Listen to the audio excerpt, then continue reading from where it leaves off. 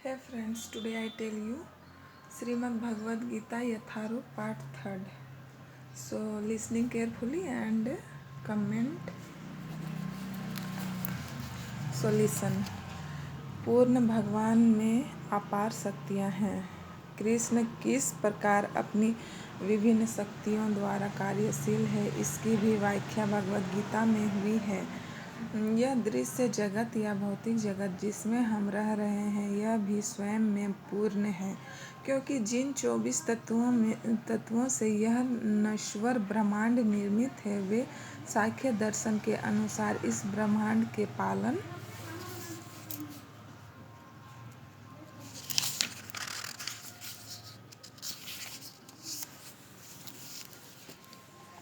तथा धारण के लिए अपेक्षित संसाधनों से पूर्णतया संबंधित हैं। इसमें ना तो कोई विजातीय तत्व है, ना ही किसी की आवश्यकता है। इस सृष्टि का अपना निजी नियत काल है, जिसका निर्धारण परमेश्वर की शक्ति द्वारा हुआ है, और जब यह काल पूर्ण हो जाता है तो उस पूर्ण व्यवस्था से इस क्षण भंगुर सृष्टि का विनाश हो जाता है। क्षुद्र जीवों के लिए यह सुविधा प्राप्त है कि पूर्ण की अनुभूति करें। सभी प्रकार की अपूर्णताओं का अनुभव पूर्ण विषयक ज्ञान की अपूर्णता के कारण है। इस प्रकार भगवद गीता में वैदिक विद्या का पूर्ण ज्ञान पाया जाता है। सारा वैदिक ज्ञान आमेघ है और हिंदू इस ज्ञान को पूर्ण तथा अमोघ मानते हैं। उदाहरणार्थ गोबर पशुमल है, और स्मृति या वैदिक आदेश के अनुसार यदि कोई पशुमल का स्पर्श करता है तो उसे शुद्ध होने के लिए स्नान करना पड़ता है। लेकिन वैदिक शास्त्रों में गोबर को पवित्र करने वाला माना गया है। इसे विरोधाभास कहा जा सकता है, लेकिन यह मान्य है क्योंकि यह वैदिक आदेश है और इसमें संदेह नहीं कि इसे स्वीकार करने पर किसी प्रकार की त्रुटि नहीं होगी। अब तो आधुनिक विज्ञान द्वारा यह सिद्ध किया जा चुका है कि गाय के गोबर में समस्त कीटाणुनाशक गुण पाए जाते हैं। अतः वैदिक ज्ञान पूर्ण है, क्योंकि यह समस्त संशयों एवं त्रुटियों से परे है, और भगवद गीता समस्त वैदिक ज्ञान का सार है। वैदिक ज्ञान शोध का विषय नहीं है। हमारा शोध कार्य अपूर्ण है, क्योंकि हम अपूर्ण इंद्रियों के द्वारा शोध करते हैं। हमें पहले से चले आ रहे पूर्ण ज्ञान को परंपरा द्वारा स्वीकार करना होगा। जैसा कि भगवद गीता में कहा गया है, हमें ज्ञान के परंपरा के उपयुक्त स्रोत हैं ग्रहण करना होता है। जो परंपरा परम आध्यात्मिक गुरु साक्षात भगवान से प्रारंभ होती है, और गुरु शिष्यों की यह परंपरा आगे बढ़ती जाती है। छात्र के रूप में अर्जुन भगवान कृष्ण से शिक्षा ग्रहण करता है, और उनका विरोध किए बिना वह कृष्ण की सारी बातें स्वीकार कर लेता है। किसी भी भगवद गीता के एक अंश को स्वीकार करने और दूसरे अंश को अस्वीकार करने की अनुमति नहीं दी जाती। हमें भगवद गीता को बिना किसी प्रकार की टीका टिप्पणी, बिना घटाए बढ़ाए तथा विषय वस्तु में बिना किसी मनोकल्पना के स्वीकार करना चाहिए। गीता को वैदिक ज्ञान की सर्वाधिक पूर्ण प्रस्तुति समझना चाहिए। वैदिक ज्ञान दिव्य स्रोतों से प्राप्त होता है, और स्वयं भगवान ने पहला प्रवचन किया था। भगवान द्वारा कहे गए शब्द अपौरुषेय कहलाते हैं, जिसका अर्थ है कि वे 4 दोषों से युक्त संसारी व्यक्ति द्वारा कहे गए शब्दों से विभिन्न होते हैं। संसारी पुरुष के दोष हैं वह त्रुटियां आवश्यक करता है। 2 वह अनिवार्य रूप से मोहग्रस्त है। 3 इसमें अन्यों को धोखा देने की प्रवृत्ति होती है। 4 वह पूर्ण इंद्रियों के कारण सीमित होता है।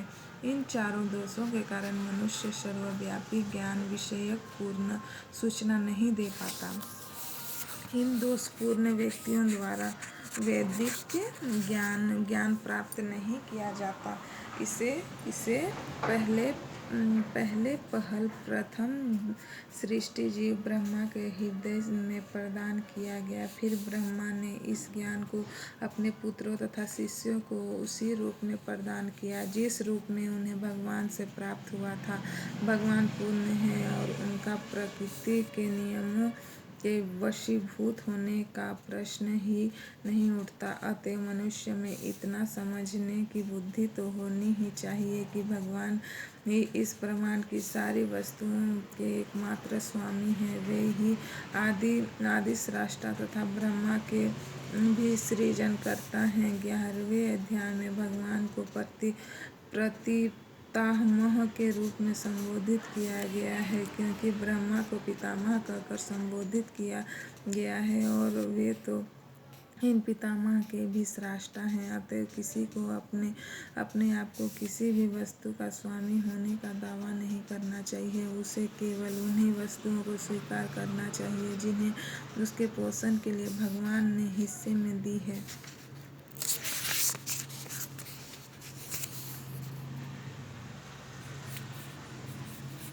भगवान द्वारा हमारे हिस्से में लिए रखी गई वस्तुओं को किस तरह काम में लाया जाए, इसके अनेक उदाहरण प्राप्त हैं। इसकी भी व्याख्या भगवद गीता में हुई है। प्रारंभ में अर्जुन ने निश्चित किया था कि वह कुरुक्षेत्र के युद्ध में नहीं लड़ेगा। यह उसका अपना निर्णय था।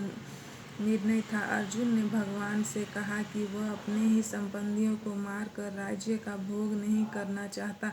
यह निर्णय शरीर पर आधारित था, क्योंकि वह अपने आप को शरीर मान रहा था और अपने भाइयों, भतीजों, सालों, पितामहों आदि को अपने शारीरिक संबंध या विस्तार के रूप में ले रहा था। अतएव वह अपनी शारीरिक आवश्यकताओं को तुष्ट करना चाह रहा था। भगवान ने भगवद गीता का प्रवचन इस दृष्टिकोण को बदलने के लिए ही किया और अंत में अर्जुन भगवान के आदेशानुसार युद्ध करने का निश्चय करते हुए कहता है करिए वचनम तव, मैं आपके वचन के अनुसार ही करूँगा। इस संसार में मनुष्य बिल्लियों तथा कुत्तों के समान लड़ने के लिए नहीं है। मनुष्यों को मनुष्य जीवन की महत्ता समझकर सामान्य पशुओं की भांति आचरण करना बंद कर देना चाहिए।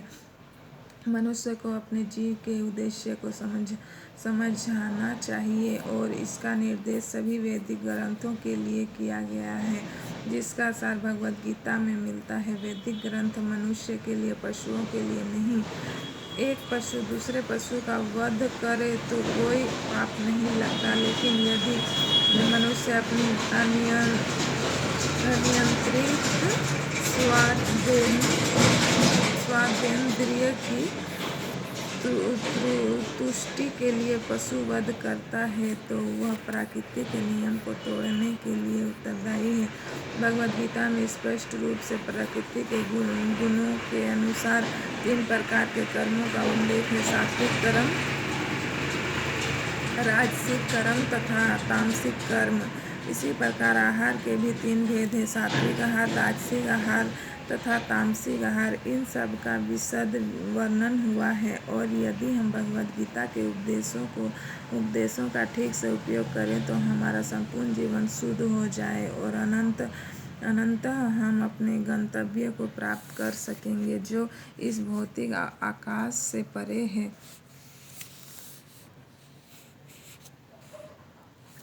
यह गंतव्य सनातन आकाश या नित्य चिन्मय आकाश कहलाता है। इस संसार में हम पाते हैं कि प्रत्येक पदार्थ क्षणिक है।